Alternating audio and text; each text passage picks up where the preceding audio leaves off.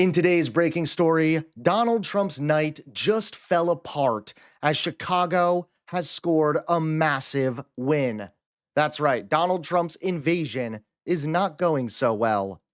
How's it going, everybody? Hunter Avallone here with Occupy Democrats. Welcome back to another video. Now, Donald Trump is a complete joke, and right now he is setting his sights on going after blue states, but not red states. When Donald Trump says that, it's a hellhole in Chicago, when he says that there's crime rampant across Chicago or Illinois, it's a complete BS. Number one, we're in the top half of states, 19th, in terms of safety, 19th, right? So we're in the top half of states. There's a whole bunch of states that are much worse than we are. Like Texas. For violent crime, like Texas. And Chicago is not in the top 25 or 30 cities in terms of violent crime. So, and look at who's at the top, by the way. Several cities in Florida, several cities in Texas. But he doesn't talk about any of those places. He only talks about sending them to Portland, to LA, to Washington, D.C., to Chicago. What do they all have in common? So why do you think he does that? What are you saying? Let's make it clear. Aside from the fact that he's out of his mind and has dementia, it's clear to me that he is targeting Democratic cities, and especially blue cities in blue states. That there are blue cities in red states, but he's targeting blue cities in blue states, and particularly blue governors, Democratic governors. Of course, so much of Donald Trump's behavior can easily be explained by simply saying he's a liar. Do you hate anyone more than you hate Donald Trump? No. Why do you hate him so much? Well, he's a liar and a fraud and a fake. And if you grew up in New York, you knew that. He never could get on the Forbes richest men in the world list because they couldn't quantify his income because he's such a liar. And then Mark Burnett gives him this whole entire show and sold it as truth when it was fiction.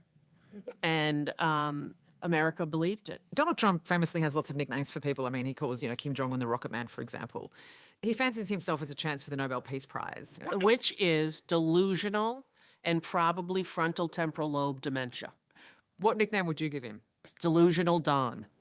I thought it might be something more imaginative than that. Oh, I'm sorry. There's so many that people have done that are so good. Listen, I don't really go for trying to nickname someone. I try to shame him for who he is and what he is with facts. And that's what makes him so crazy. He's been threatening for 20 years to sue me. You can't sue someone who tells the truth about you. And now Trump's lies are catching up to him. That's right, Trump's night falls apart as Chicago just scored a massive win.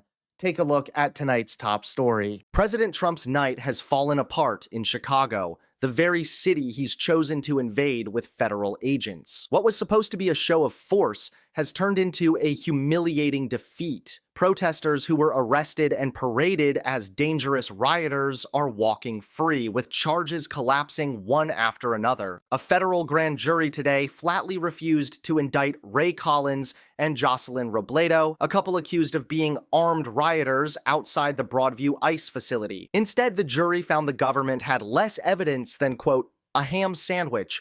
Both Collins and Robledo were legally carrying firearms, and their attorney says the gun never even came into play during the protest. On the same day, prosecutors abruptly dropped charges against another protester, Lucy Mazur, after new body cam footage revealed inconsistencies in the FBI's sworn account. The dismissal left Mazur visibly relieved after weeks of anxiety. That means half of the federal protest cases Trump's DOJ filed in Chicago are already gone, and the message is clear: Trump's so-called crackdown is failing in court, just as it is on the streets. Defense attorney Richard Kling, a veteran of more than 50 years, said he's never seen anything like this, a grand jury rejecting the government's case outright.